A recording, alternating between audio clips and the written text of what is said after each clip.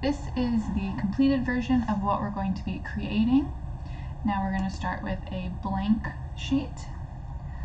I like to start further down, and then you can add formatting later.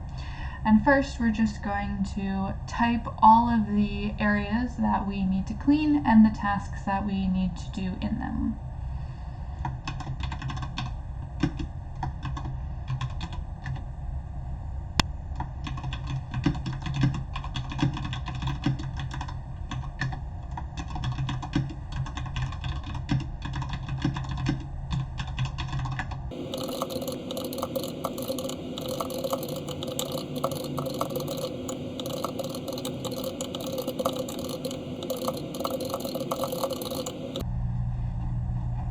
Once you have all of your tasks written down, we're going to format it so that it will print out onto one sheet as a nice checklist. So first we're going to add our checklist buttons, and I'm going to add in a new column to do that. And then in Google Sheets it's really easy. You'll just go to the top ribbon and click Insert and then click Checkbox, and it does it for you. And you could go through and add a checkbox to every column, or the easier option is to do flash fill. So you go to the bottom right corner of your cell where the little square is until you get this cross, and then you drag it all the way down and it will flash fill. It'll copy everything that's in the cell that you selected, and then we'll just delete out the extras, so we don't need them in those two cells. We don't need them in those cells. We'll just go through and delete them. So now I have all of my check boxes. Now I'm going to rearrange it so that it'll fit onto one sheet. So what I'd like to do is have my every room at the top as one column, and then my other areas as two columns. So to do that, I'm going to select a few of them and move them in different cells. So we're going to pick a few, and I'll show you why I left D empty in just a moment. And then we can do the same for some of the other categories and move these up so that we don't have all this empty space. There's a couple ways you can do it. You can highlight, copy, and paste it, or you can delete out some of the rows. I'm going to delete the rows and then move things around so that they match up a little easier. So I'm going to keep kitchen and bedroom, and I'm going to move the rest over and see how that looks. And you just play around until you have it kind of even to how you would like it, and then you'll do formatting to adjust the width of the columns. So in order to do that, you can do them individually, or you can select the multiple columns together. So I'm going to select multiple.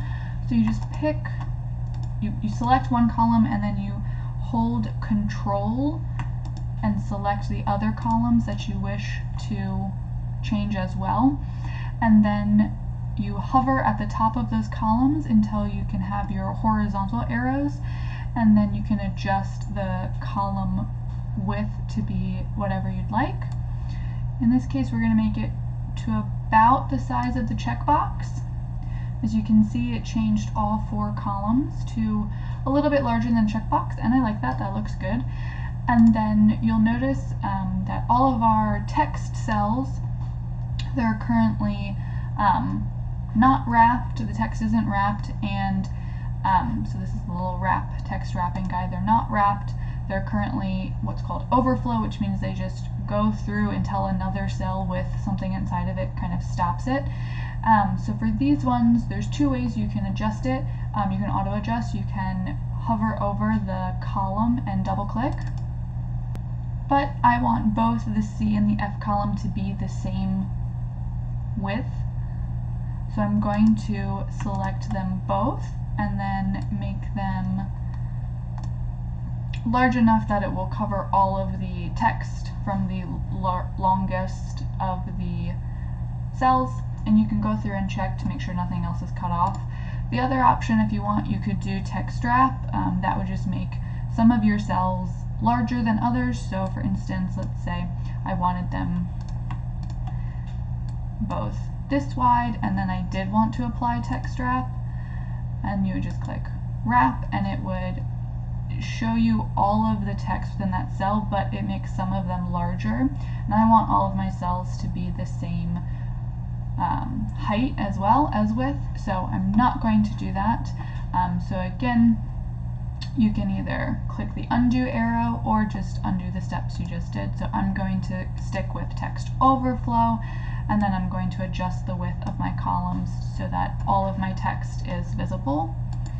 So now we have our basic formatting down, and now we're going to create the headers of each section. So first I'm going to add a title, so I'm going to add another row in here, and to create all of the headers we're just going to be merging the cells and then applying some other formatting. So I'm going to write in my title,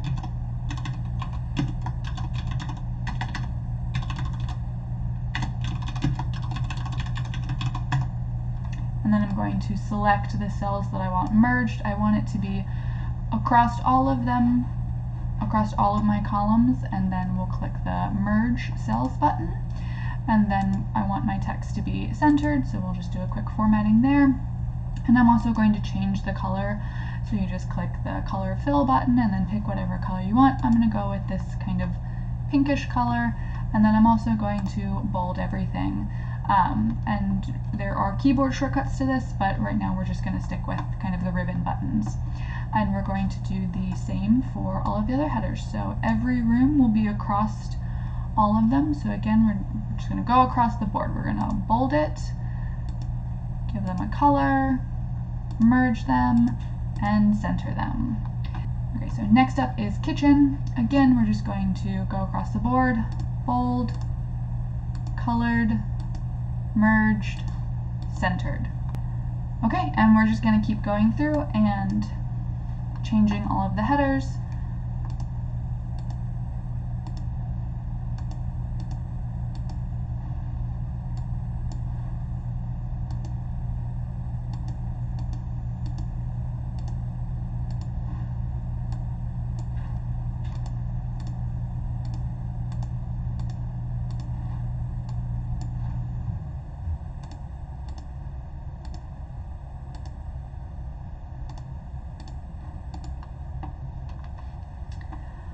Alright, and just a little more formatting. I am going to change the size of a few of them. So for the headers, I'm going to select all of the cells that I want to change the size on, and I'm going to make them 12 just so they're a little bit bigger. And then for the page title, I'm going to make him 14. Let's see, what's 18? We'll do 18 for him.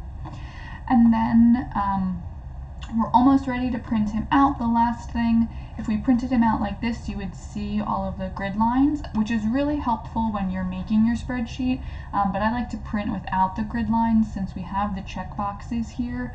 We don't really need the grid lines for that purpose, so I just go to View, Show, and uncheck grid lines. This removes it from the entire sheet, and that way when you go to print, they won't be there. So now we're all done, and we can go ahead and print, and everything fits on one page in Portrait View. And that's it. So I hope you enjoyed walking through this quick little checklist. Feel free to customize it to whatever you need to do in your home, and make sure to check for more videos later. Thanks!